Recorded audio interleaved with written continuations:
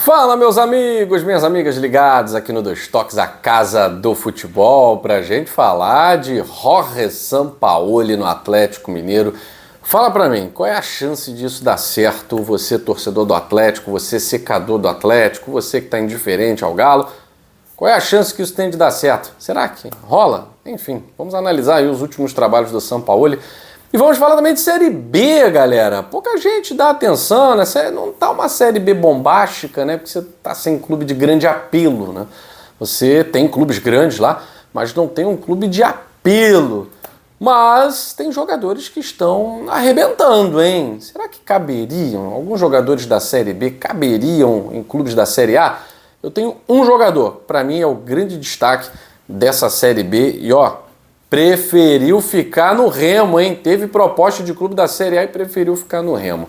A gente vai falar sobre isso e muito mais depois do seu like. Já deixou o like aqui no Dois Toques, a casa do futebol? A gente está na rota dos 50 mil inscritos. Quero agradecer demais a vocês. O canal está crescendo organicamente. Temos também o nosso TikTok, o nosso Instagram. Então procure aí Dois Toques, a casa do futebol, e fique com a gente. Aqui a gente fala de futebol sem amarras, sem mimimi, fala o que tem que ser falado, né? E é por isso que eu vou falar aqui do Jorge Sampaoli. O Sampaoli, depois que treinou a seleção argentina na Copa do Mundo, ele ficou muito queimado, né, cara? Porque é um treinador que, apesar de ser inteligente, muito incisivo, um cara que sabe inflamar um grupo, ele trabalha com uma equipe que às vezes vai contra aquilo que o Sampaoli faz, né? É uma equipe muito complicada. São caras que são profissionais bons no que fazem, mas como pessoas no ambiente de trabalho, muitas vezes tornam um ambiente tóxico.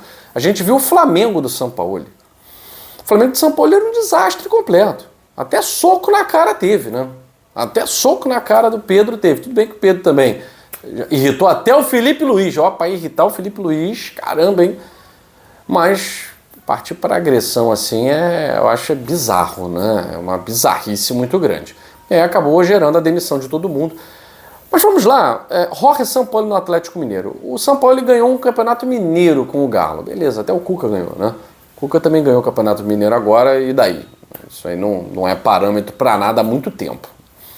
O último bom trabalho de Sampaoli foi no Santos em 2020. Eu acho muito tempo. É muito tempo. Sampaoli está há 5 anos sem fazer um trabalho relevante. Ah, mas chegou na final também da Copa do Brasil com o Flamengo e tal. Qualquer um chegaria.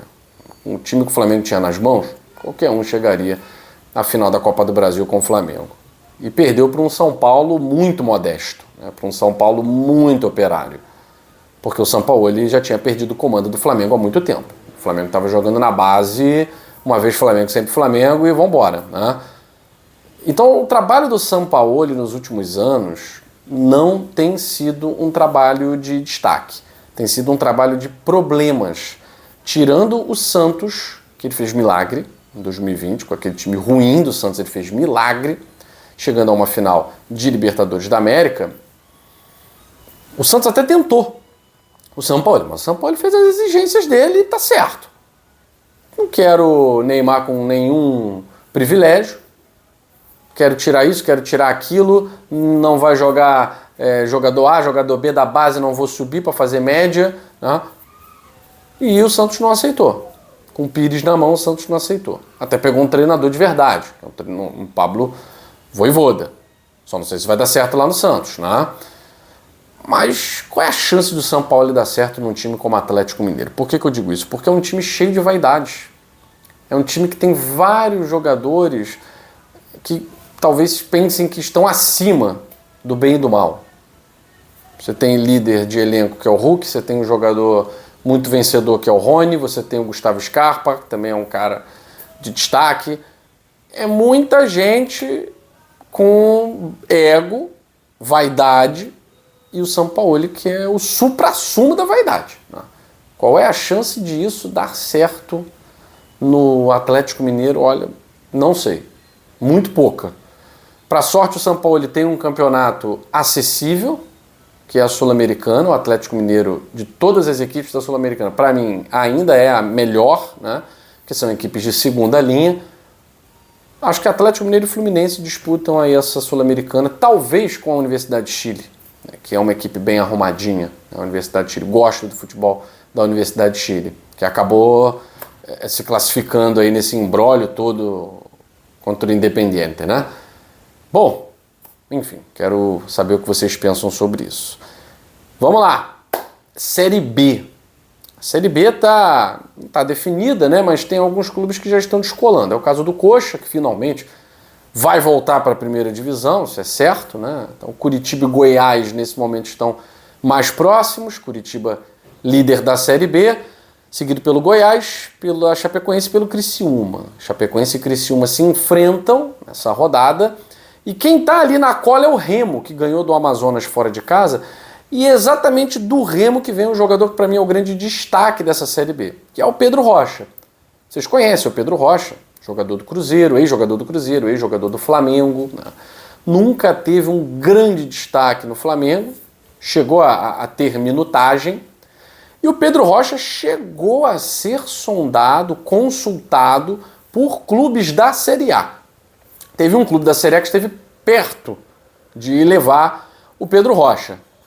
Os outros são na parte final da tabela. E aí o Pedro Rocha fez uma escolha inteligente, né? Entre ficar no Remo com destaque na Série B, lutando para subir, é muito melhor do que você ir para um time da Série A para lutar para não descer. E principalmente se o clube já está rebaixado. Então o Pedro Rocha fez uma escolha inteligente, ainda bem, né? Para os torcedores do Remo. Era dificílimo manter o Pedro Rocha na Série B depois dessa janela e o Remo conseguiu. Então eu acho que o Pedro Rocha, artilheiro do campeonato, é o grande jogador da Série B e, para mim, acredito ainda que consiga pegar essa vaga. A quarta vaga eu acho que pode ser do Remo. Pode ser do Remo. Bom, e ontem, dois jogadores que estavam aí meio sumidinhos, né? O Voltaço que estava fazendo um campeonato legal. Mas por que eu estou falando do Volta Redonda? Porque eu vou falar do Paysandu, né? O rival do Remo. Se o Remo está na parte de cima, o Paysandu está lá na parte de baixo. E ontem estava vencendo por 1-0 até os 44 do segundo tempo. Em 5 minutos o Voltaço, Volta Redonda, virou, fez 2 gols. E um deles numa jogada que envolveu Chay, ex-jogador do Botafogo, e Raí, que é jogador do Botafogo, está emprestado para o Volta Redonda, de fora da área, que é a especialidade do Raí. Ele virou o jogo para o Voltaço lá na casa do Papão da Curuzu. O Volta Redonda tentando respirar no campeonato. Está na zona de rebaixamento, mas vem aí Botafogo de Ribeirão Preto só a 2 pontos dele, né? A maioria dos jogadores da Série B, né? A pergunta que fica é: jogadores da Série B, nesse momento, poderiam se destacar em clubes da Série A? Sim. Os jogadores jovens. Os jogadores mais jovens. É claro que um Palmeiras, um Flamengo, um Cruzeiro, um Botafogo, um Bahia, um Fluminense, né? Não vai, São Paulo, trazer um cara já cascudo da Série B. A não ser no momento de crise financeira, né? Porque Série B é um observatório para jovens talentos. Tanto que Novo Horizontino, principalmente Novo Horizontino, tem cedido alguns jogadores aí para grandes clubes do Brasil com 18, 19 anos. Então a Série B é observatório para jovens talentos. Jogadores cascudos, só se for para time da parte de baixo da tabela. Vitória, Juventude, Sport, até o Mirassol, né, que não está na parte de baixo da tabela, mas é um time que também tem um orçamento muito restrito. A Série B é um bom observatório, né? Mas, em geral, até o próprio Pedro Rocha, tanto que ele preferiu ficar na Série B.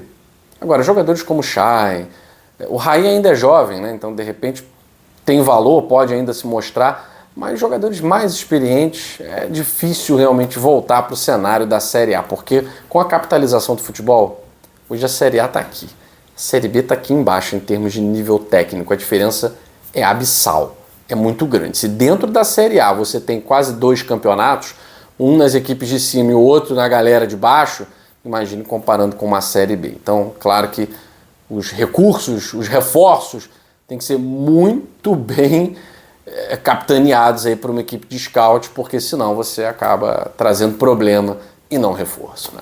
Fico por aqui, gente. Um beijo grande no seu coração e até a próxima no Dois Toques, a Casa do Futebol.